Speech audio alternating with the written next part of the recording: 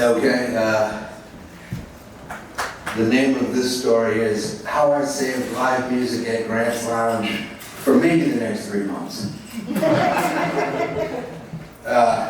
that's a stretch. But just so you know who I am, I live here. I've lived here for the last 6 years. I lived here in the 90s. I worked for a band called Government Mule, and I spent a lot of time on the road and very little time in Macon. But I loved it here. And I never went anywhere because I lived in the big house and the house next to it.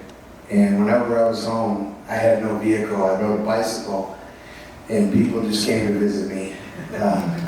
And they made my life good. So I always loved Macon.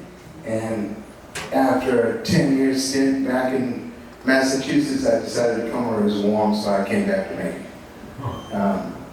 But my music career, I guess, started in college in the 80s at Rhodes College in Memphis. I booked some bands around the city and had a screen print shop.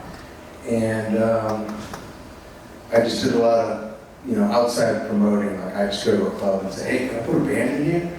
And they're like, well, we don't usually have music. And I'm like, great, let's do it. What do you say? So I did that in a number of cities.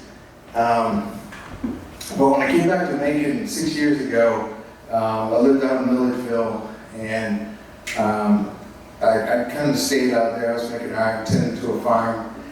And then I guess this was like 2017 or 2018, Dickie Betts played at the City Auditorium. And my buddy Barry Oakley Jr., who I worked on the road with in a band called Blue Floyd, called me up and he said, hey, Dickie's playing in Macon. We should do an after show. And I said, that's a good idea. And he said, well, what do you want to do? You should do it. And I said, well, I don't know. I'll go figure it out. And so I said, what do you got for a band? And he said, I don't know. And I said, well, I'll put it together. So I called up Johnny Neal, who also played in that band. He played in Allman Brothers. And he got the guitar player, Chris Anderson. And then I got Kenny Booger Robinson to be the drummer, because he was the one local guy that I really liked. Although I like all the local people, but as a drummer, I just thought this is the guy I need. And no one's going to argue with that. So one funny thing about it, though, it did come together, and it was a great after show. It packed the place, and I did it 5 more times. But on the first run, Johnny Neal played piano, Chris Anderson played guitar, Thorson Moore played guitar, Barry Oakley Jr. played bass, and Boo Boo played drums. And I had originally asked Johnny if Jack Pearson could come be the guitar player. And Johnny's response was, where's this thing gonna be? And I said, Grant's Lounge. And he goes, what time does it start? And I said, probably about 1:30 in the morning. He goes, Jack Pearson ain't coming to make join to play Grant's Lounge. There's no way, not at 1:30 in the morning. It get damn cold. So as it turned out, Jack Pearson actually did drive to Macon, Georgia that night to hang out with his buddy Dickie Betts. And he showed up here at 4 in the morning, and he was the last guitar player to play. He played from 4 to 5. Wow. Yeah, it was a great ending to a great show, and there was a lot of guests. And it went for 2 nights actually, because the Allman Betts Band added a show at the Grand Opera House, I believe, and so we thought it should go for 2 nights, and it did, and both nights were jam-packed. If the fire marshal was here, I would tone that down a little bit, but it was packed. And so lots of crazy, embarrassing stuff happened during that time, and it was kind of like my introduction to the Grant family and Grant's Lounge. And so as an introduction, I asked my friend John Griffin, where would you put this show if you were going to do it? He said, oh, you got to do it at Grant's Lounge. And I said, well, that was my impression, but I haven't been there a lot since I came back. And he goes, oh yeah, you definitely got to put it there. Come on, I'll introduce you to Ed and Cheryl, and you just tell them what you got going, they're going to do it. So he said, all right, we're going to meet them down there in the afternoons. One day I come down here and met Ed and Cheryl and had a few drinks. And then I said, Ed, I got to tell you about this thing I want to do. And it's after the Dickie Vet show at the auditorium. And he goes, oh, I think I might have a band booked for that. And I said, well, you know, is that like solid? Did you send me a guarantee or something? And he goes, no. And I said, well, you might want to get rid of it, because this is going to be really good. And he said, well, I don't like doing that to bands. And I said, well, who you got? And he goes, well, I got this band called the Almond Goldflies Band. They're from Florida. You know them? And I said, yeah. David Goldflies actually played in the Allman Brothers in the early 80s, and he's a great bass player, although I don't know what he's been doing since. And that guy named Allman is not related to anyone in the Allman Brothers family.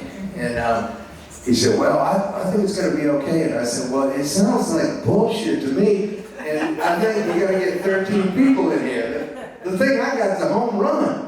And he goes, what is it? And I go, well, it's Barry Oakley Jr., who's the son of the Allman Brothers bass player, and Johnny Neal, who actually played in the Allman Brothers band, and a bunch of other great guys. And it's going to be, I guarantee you, it's going to be good.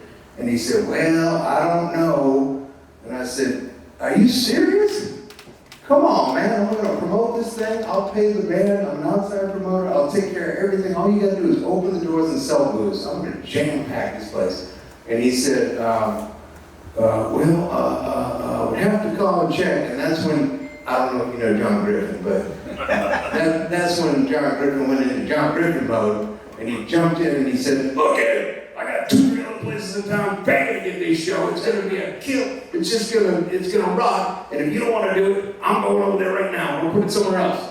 And so Ed goes, and you know, credit to Ed. He said, he thought, I don't want to compete with that. Let's do it.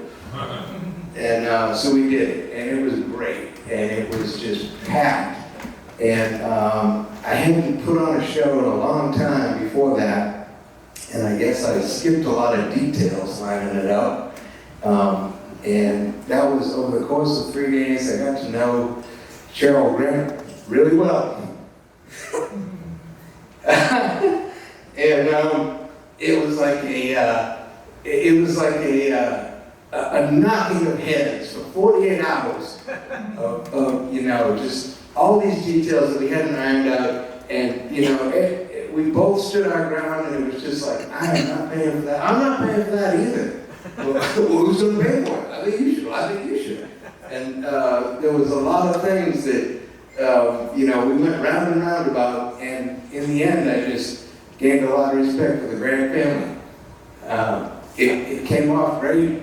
I paid for a lot of things I had no intention of paying for, and I'm not complaining, and I didn't make any money, but all the musicians got paid really well, and I feel like it got something really good started with the Grants, and it happened again and again and again. So it's always a matter of timing.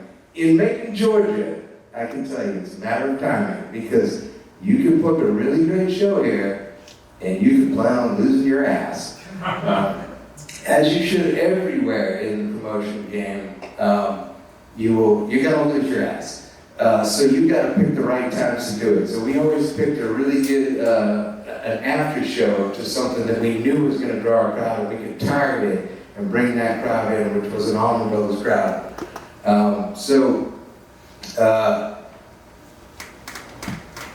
That just brings to mind a quote, and I believe this guy, John Scher from New Jersey, who's a great promoter, said this, although it might have been, I think it was him. He said, somebody said, what does it take to be a promoter? And this guy said, well, I've been doing it forever, and basically, if you could just go out and take all the money you have, and then ask every family member you got to think about me some money, and then ask every friend to think about you some money, and then get every piece of money you can from everywhere possible that you can scrape up and borrow it, and you throw it in a pile on the floor and light it on fire, And if it starts burning and you don't cry, you're a promoter. That's been pretty true to that, my experience in the promoting game, but I still love it, and I still think it's about the musicians. They bring the crowd, and they deserve it, and that's my angle on it. I'm going to keep doing it, too. Thank you.